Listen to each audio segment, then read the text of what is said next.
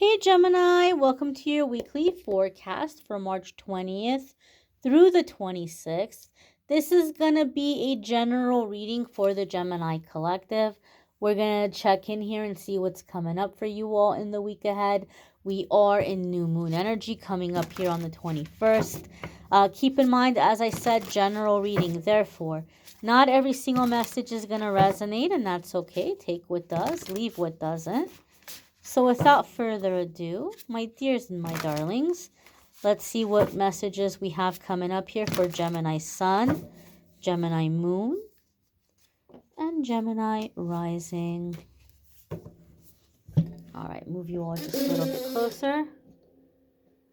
And the first card that's coming up here is the Prince of Swords, Gemini. This can be you and your lovely air sign energy. You could be dealing with a fellow air sign, sun, moon, or rising. So it could be a fellow Gemini, it could be a Libra or an Aquarius. Now, the Prince of Swords is a card that can come up a lot of the times with gathering information. But the Prince of Swords is also a card that comes up for me sometimes in readings. And this is the vibe I'm getting for the majority of you, for the majority of the collective. Sometimes this card comes up with the vibe of you're going to find yourself in situations where you are being pushed to speak up. So there could be something happening where you're having a clearing happening in the throat chakra. Maybe your throat chakra has been a little slow, or maybe it's been blocked entirely. And now things are happening in the week ahead to unblock your throat chakra, to speak up, to speak your truth. And some of you might say, oh, what a headache. Like, what's the point? But this is the thing. This is especially significant, Gemini. Keep in mind, we're in new moon energy. We're in a time of manifesting. If you are a Gemini that your heart has been longing to be heard, or your heart has been longing for people who care about your feelings, this is massive, right? This is massive. This needs to happen, because every time you're speaking your truth or speaking up, you're making a statement to the universe that what you think and what you feel matters. So if you're coming into the situation that what you think and what you feel matters, that's clearing a path in your life. That only people who care about what you think and only people who think your feelings matter are going to align with your path. No more people who are just kind of tuning you out or acting like, oh, Gemini, get over it. Oh, Gemini, you're being dramatic. And so some of you are like, well, I don't want people to think I'm being dramatic. So you haven't been speaking up. And now your angels and guides are like, look, honey, you got to start speaking up. We got to start shifting this energy here. Because we want you to be around people that make you feel good. We want you to be around people that make you feel like you matter. And your voice, using your voice, is a big part in that. And if we are not tolerating people who hear us and ignore us, and we're like, okay, no thank you, I spoke, this person's not hearing me, not messing with them, not giving them my time, then we're making a statement to the universe that I'm only making time for people who hear me when I speak. I'm only making time for people who care about what I said. And it starts by speaking up. So I feel there's a tremendous clearing here that's happening for Gemini coming into this new moon energy. The next card that's coming up here for you all is, the Death card. I have to laugh. Gemini and Scorpio, you all have been dancing between each other's readings for quite some time now. If you have a Scorpio placement, or if you are dealing with a Scorpio, Sun, Moon, Rising, or Venus, be sure to check out the Scorpio readings here for the week ahead. If I'm not mistaken, you all also came up in Scorpio's love reading for April. And so, yeah, you guys are just, dancing here between each other's readings for quite some time. Death card is a card. Let's put Scorpio aside. Say you're not dealing with a Scorpio, you don't have Scorpio placements. The Death card is very much the ending of old cycles, the ending of old chapters, and now we're starting new. We're embarking on a new journey. It's very much the phoenix rising from the ashes. And so, Gemini, I feel like you're coming into a time of like getting your fire back, feeling alive again, right? We're not focusing on the death aspect of the card, we're focusing on the resurrection aspect of the card. Because death is death and resurrection. And I feel resurrection for Gemini. I feel that you're that phoenix rising from the ashes, getting fire back, getting a zeal for life back, getting back into the game. Page of Swords with the Death card following it gives me a feeling in the sense of like you're getting back in the game. But not only are you getting back in the game, you're getting back in a big, big, big, big way. Something knocked you off and you were down for the count, and then you were just kind of stagnant and procrastinating, but no more.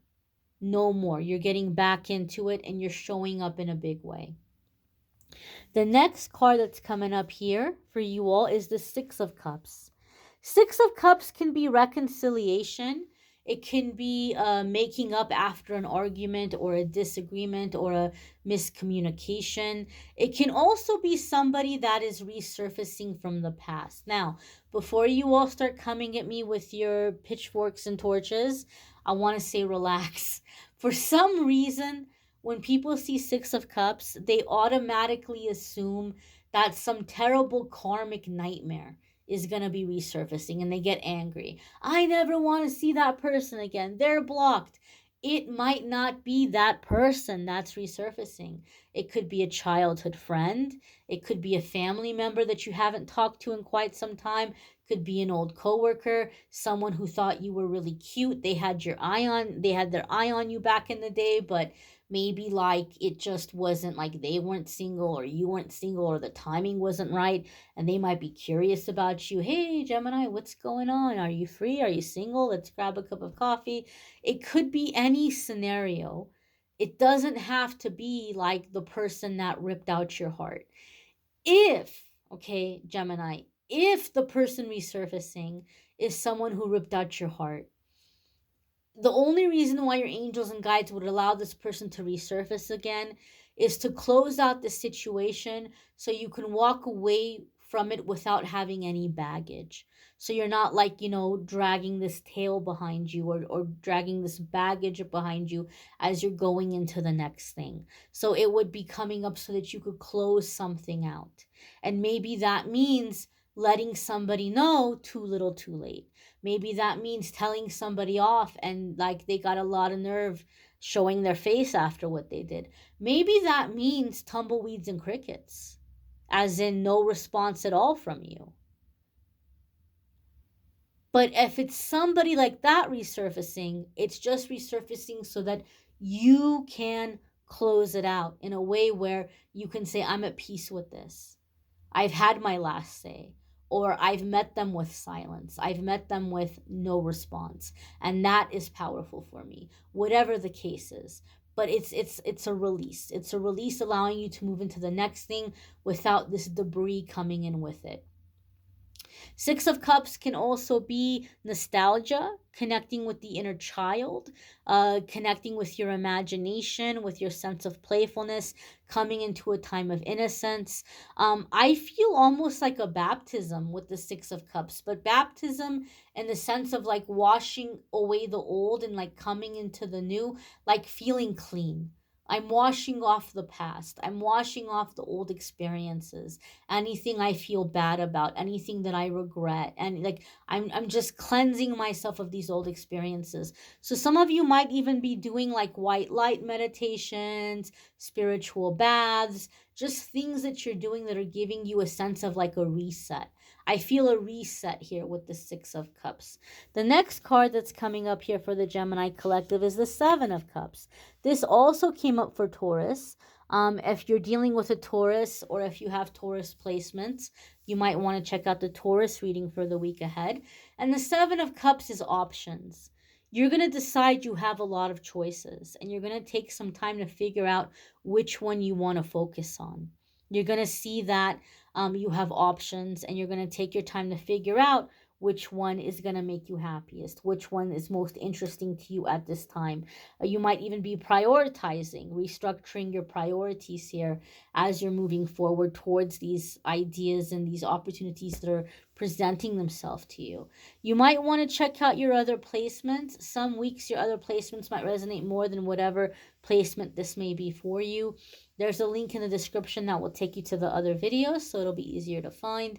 And there's also a link in the description that will take you to the love and romance readings for April and March, if you want to check out the love readings. And if you would like to schedule a private reading with me, there's links in the description that are going to take you to my scheduling page, calendly.com/amethystangelite, and you can schedule a private reading with me there. I thank you all for watching, liking, sharing, commenting, subscribing. I hope you all have a fabulous week ahead. Take care and be well, my darlings.